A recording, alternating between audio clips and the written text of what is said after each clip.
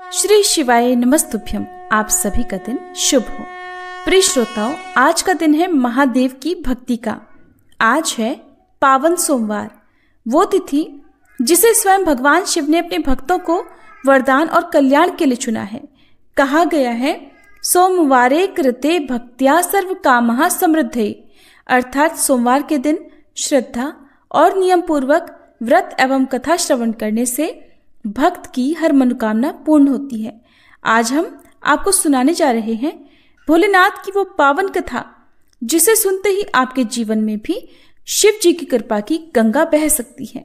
अगर आप भी उन भाग्यशाली श्रोताओं में से एक हैं जिनके कानों में ये कथा पहुंचेगी, तो संभव है कि महादेव की विशेष कृपा आपकी झोली में उतर आए। तो आइए मन को एकाग्र करें, शिव जी के नाम का स्मरण करें और हमारे चैनल पर इस कथा को पूरा सुनने का सौभाग्य प्राप्त करें। सभी प्रेम से बोलिए पार्वती पतये हर हर महादेव। एक बार देवी पार्वती जी ने भगवान शिव की आज्ञा से एक श्रेष्ठ पुत्र की प्राप्ति हेतु 1 वर्ष तक चलने वाले पुण्यक व्रत का समापन किया। व्रत की समाप्ति पर पुरोहित सनत कुमार ने देवी पार्वती जी से कहा, सुव्रते, अब मुझे दक्षिणा चाहिए। देवी पार्वती ने मुंह मांगी दक्षिणा देने का वचन दिया। बस फिर क्या था, पुरोहित बने सनत कुमार ने अस्वाभाविक दक्षिणा की याचना की। देवी, इस व्रत में दक्षिणा स्वरूप आप मुझे अपने पति को दीजिए। ये सुनते ही मानो देवी पार्वती पर तो वज्रपात हो गया हो। वे व्याकुल होकर विलाप करती हुई मूर्छित हो गईं। देवी को मूर्छित देखकर श्री ब्रह्मा, विष्णु और मुनियों को हंसी आ गई। उन्होंने देवी पार्वती को समझाने के लिए भगवान शिव को भेजा। देवी पार्वती की मूर्छा टूटने पर भगवान शिव ने उन्हें समझाया, देवी, देव कार्य, पितृ कार्य या नित्य नैमित्तिक जो भी कार्य दक्षिणा से रहित होता है, निष्फल हो जाता है। उस कर्म से दाता कालसूत्र नामक नरक में गिरता है। उसके बाद वह दीन होकर शत्रुओं से पीड़ित होता है। ब्राह्मण को संकल्प की हुई दक्षिणा उस समय न देने से वह बढ़कर कई गुनी हो जाती है। भगवान विष्णु और ब्रह्मा जी ने देवी पार्वती से धर्म की रक्षा के लिए अनुरोध किया। धर्म ने भी समझाया। देवताओं ने कहा, मुनियों ने भी दक्षिणा देने की प्रेरणा दी, लेकिन फिर भी देवी पार्वती मौन रही। तब सनत कुमार ने कहा, शिवे, या तो आप मुझे दक्षिणा में अपने पति को प्रदान कीजिए या अपने दीर्घकालीन कठोर तप का फल भी त्याग दीजिए। इस महान कर्म की दक्षिणा न मिलने पर मैं इस दुर्लभ कठोर व्रत का फल ही नहीं, अपितु आपके समस्त कर्मों का फल भी प्राप्त कर लूंगा। उद्विग्न होकर देवी पार्वती जी ने कहा, पति से वंचित हो जाने वाले कर्म से क्या लाभ? दक्षिणा देने और धर्म और पुत्र की प्राप्ति से मेरा क्या हित होगा? पृथ्वी देवी की उपेक्षा कर वृक्ष की पूजा करने से क्या प्राप्त हो सकेगा? साध्वी स्त्रियों के लिए पति 100 पुत्रों के समान होता है। ऐसी स्थिति में यदि व्रत में अपने पति की ही दक्षिणा दे दी जाए तो भला पुत्र से क्या लाभ? ये सत्य है कि पुत्र पति का ही अंश होता है, लेकिन उसका एकमात्र मूल तो पति ही होता है। मूल धन के नष्ट हो जाने पर समस्त व्यापार ही विनष्ट हो जाता है। उसी समय आकाश में देवताओं और ऋषियों ने एक रत्न निर्मित रथ देखा जो पार्षदों से घिरा था। उस रथ से श्री नारायण उतरकर देवताओं के सम्मुख उपस्थित हुए। उन श्री नारायण को ब्रह्मा, विष्णु और शिव जी ने रत्न सिंहासन पर बैठाकर प्रणाम किया और हाथ जोड़कर गदगद कंठ से स्तुति की। वहां का सारा वृतांत जानकर श्री नारायण ने कहा, शिव प्रिया पार्वती का यह व्रत लोक शिक्षा के लिए है, अपने लिए नहीं, क्योंकि वे तो स्वयं समस्त व्रतों और तपस्याओं का फल प्रदान करने वाली हैं। इनकी माया से ही चराचर जगत मोहित है। फिर उन्होंने देवी पार्वती जी से कहा, शिवे, इस समय आप महादेव जी को दक्षिणा में देकर अपना व्रत पूर्ण कर लीजिए, फिर समुचित मूल्य देकर अपने जीवन धन को वापस ले लेना। गौओं में समस्त देवी देवता विद्यमान होते हैं, इसलिए तुम ब्राह्मण को गौ मूल्य प्रदान कर अपने पति को लौटा लेना। ऐसा कहकर वे अंतर ध्यान हो गए। तब देवी पार्वती प्रसन्न मन से अपने प्राण सर्वस्व को दक्षिणा में देने के लिए तैयार हो गई। उन्होंने हवन की पूर्णाहुति की और अपने जीवननाथ शिव जी को दक्षिणा स्वरूप दे दिया। इसके बाद उन्होंने पुरोहित सनत कुमार जी से निवेदन किया, विप्रवर, गऊ का मूल्य मेरे पति के बराबर है। मैं अब आपको अत्यंत सुंदर 1,00,000 गऊएं प्रदान करूंगी। इसके बदले में आप मेरे जीवन सर्वस्व को लौटा दें। प्राणनाथ के मिल जाने पर मैं पुनः ब्राह्मणों को विपुल दक्षिणाएं प्रदान करूंगी। तब सनत कुमार ने पार्वती जी से कहा, देवी, मैं ब्राह्मण हूँ, 1,00,000 गौएं लेकर मैं भला क्या करूँगा? इस दुर्लभ रत्न के सामने 1,00,000 गौओं की क्या तुलना। मैं इन्हें साथ में लेकर त्रिलोक में भ्रमण करूँगा। उस समय समस्त बालक इन्हें देखकर प्रसन्नतापूर्वक ताली बजा बजाकर अट्टहास करेंगे। कहने के साथ ही सनत कुमार ने भगवान शिव को अपने पास ही बिठा लिया। सनत कुमार ने भगवान शिव को वापस नहीं किया, ये देखकर और ये सुनकर देवी पार्वती जलहीन मछली की तरह छटपटाने लगी। उन्होंने मन ही मन सोचा, कैसा दुर्भाग्य है मेरा कि मुझे ना तो अभीष्ट देव का दर्शन ही हुआ, न ही व्रत का फल प्राप्त हो सका। अधीर होकर अब वे अपने प्राण त्यागने के लिए तत्पर हो गई। अचानक उसी समय आकाश में तेज समूह प्रकट हुआ। उस तेज समूह को देखकर देवी पार्वती ने उससे अपने ऊपर दया करने को कहा और उस मह तेज राशि के मध्य विश्व मोहन श्री कृष्ण स्वरूप का दर्शन किया। ऐसे भुवन मोहन अनूप रूप को देखकर भगवती पार्वती उसी के समान पुत्र की कामना करने लगी और उसी क्षण उन्हें वह वर भी प्राप्त हो गया। इसके बाद वह तेज वहीं तिरोहित हो गया। तब देवताओं ने ब्रह्मपुत्र सनत कुमार को समझाया। सनत कुमार ने दिगंबर शिव को उनकी प्राणेश्वरी पार्वती जी को वापस लौटा दिया। अब सुनिए सोमवार व्रत की कथा।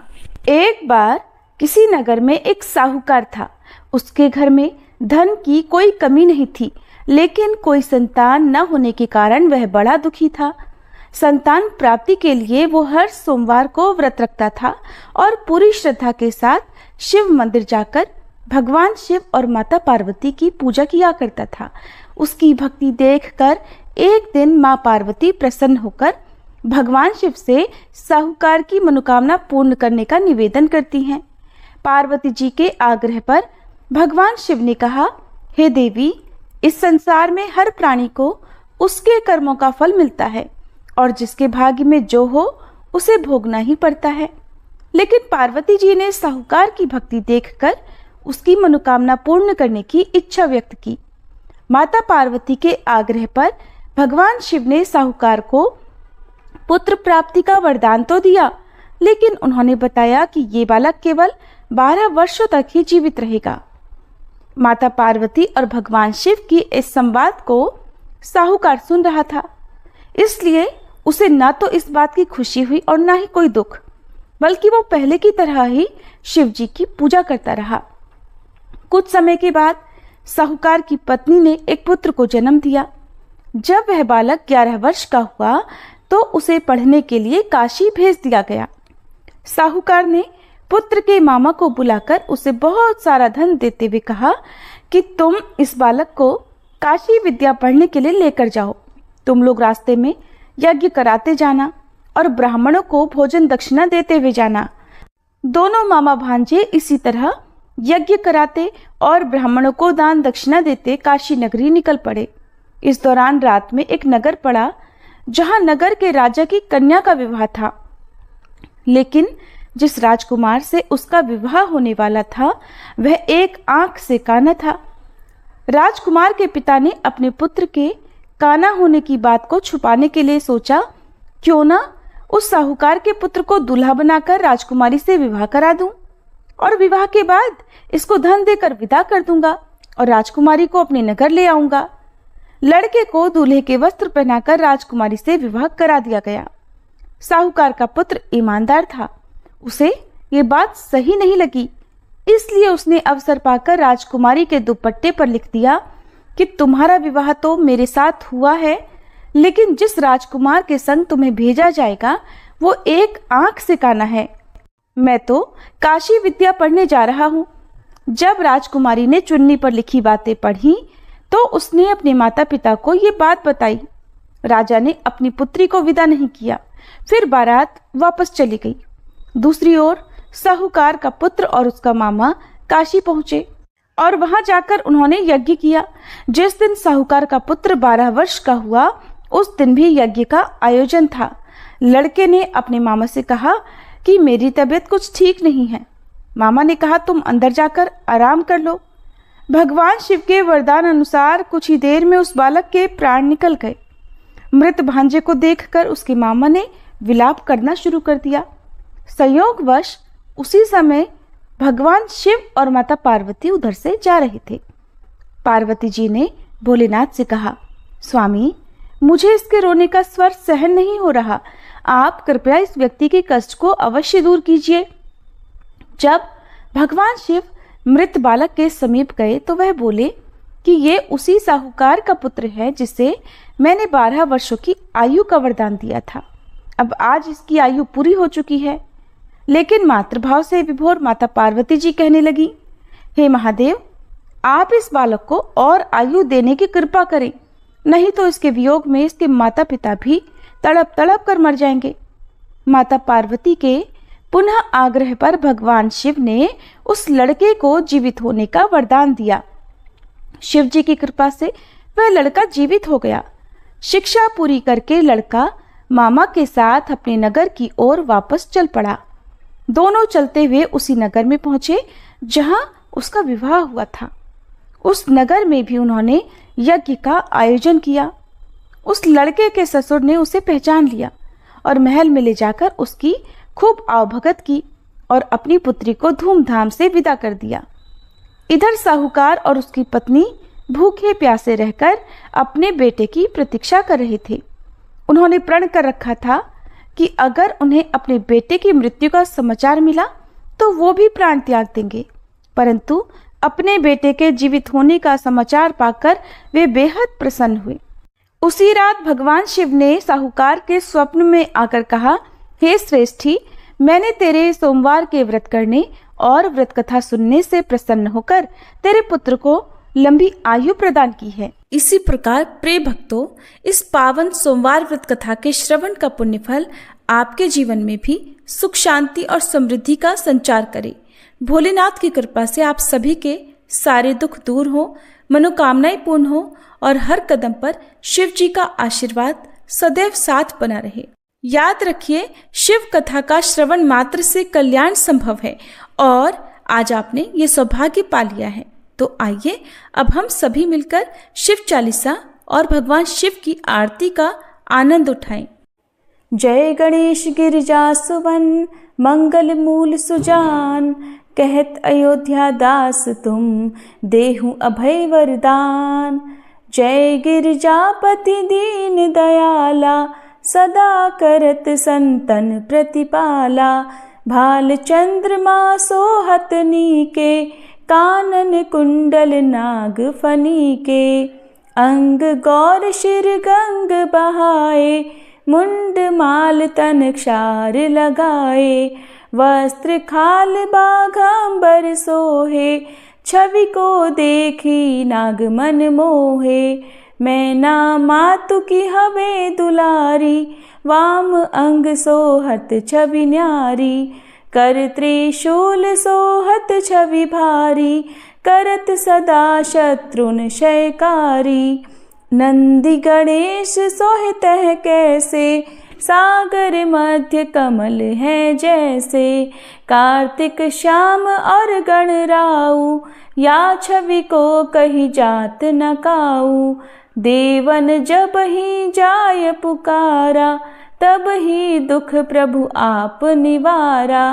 किया उपद्रव तारक भारी, देवन सब मिली तुम ही जुहारी। तुरत षडानन आप पठायऊ, लव निमेष मह मारी गिरायऊ। आप जलंधर असुर संहारा, सुयश तुम्हार विदित संसारा। त्रिपुरासुर सन युद्ध मचाई, सब ही कृपा कर लीन बचाई। किया तप ही भागीरथ भारी, पुरब प्रतिज्ञाता सुपुरारी। दानिन मह तुम सम को नाही, सेवक स्तुति करत सदाही। वेद नाम महिमा तब गाई, अकथ अनादि भेद नहीं पाई। प्रकटी उदधि मंथन में ज्वाला, जरत सुरासुर भये विहाला। कीन्ही दया तह करि सहाई, नीलकंठ तब नाम कहाई। पूजन रामचंद्र जब कीन्हा, जीत के लंक विभीषण दीन्हा। सहस कमल में हो रहे धारी, कीन्ह परीक्षा तब ही पुरारी। एक कमल प्रभु राखे उजोई, कमल नयन पूजन चह सोई। कठिन भक्ति देखी प्रभु शंकर, भय प्रसन्न दिए इच्छित वर। जय जय जय अनंत अविनाशी, करत कृपा सबके घटवासी। दुष्ट सकल नित मोहि सतावे, भ्रमत रहो मोहि चैन ना आवे।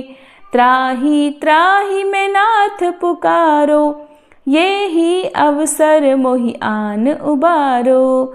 ले त्रिशूल शत्रुन को मारो, संकट से मोहि आन उबारो।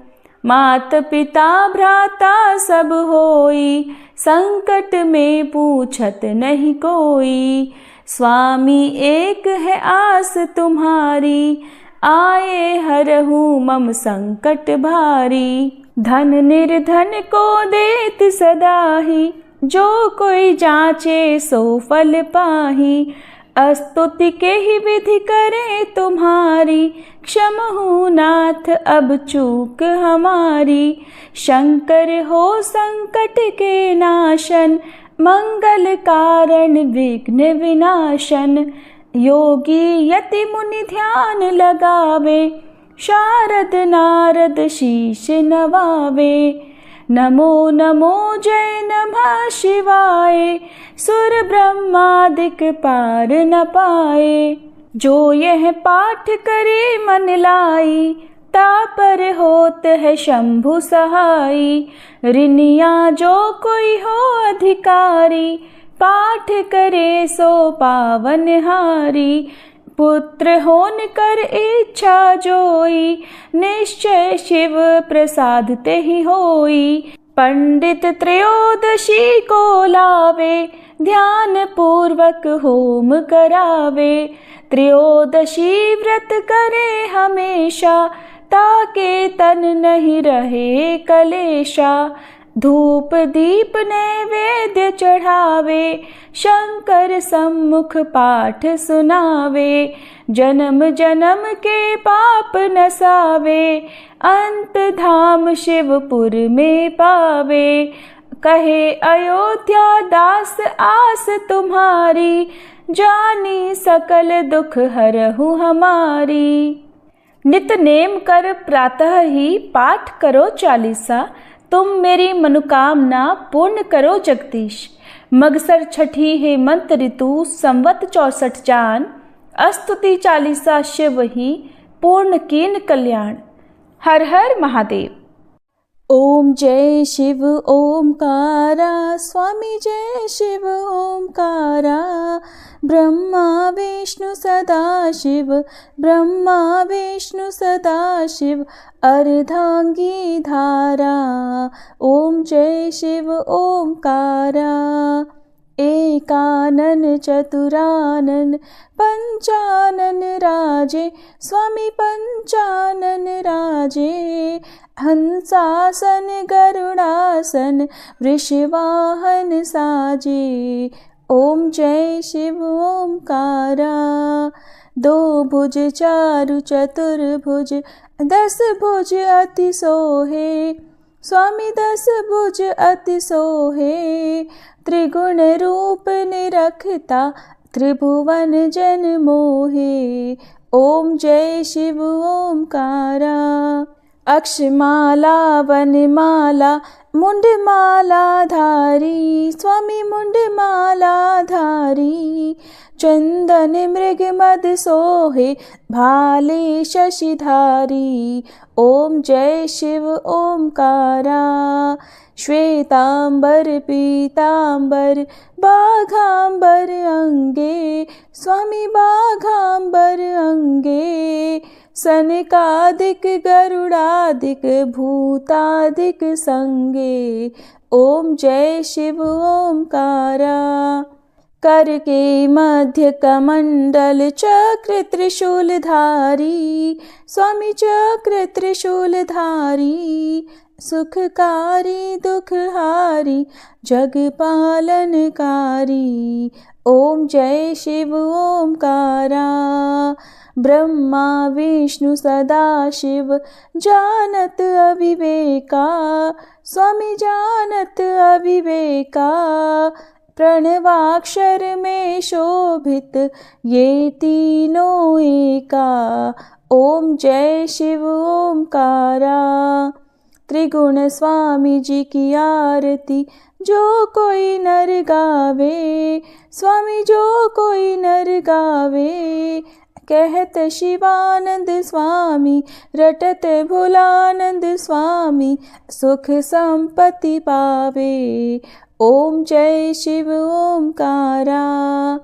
ओम जय शिव ओमकारा, स्वामी जय शिव ओमकारा। ब्रह्मा विष्णु सदाशिव अर्धांगी धारा।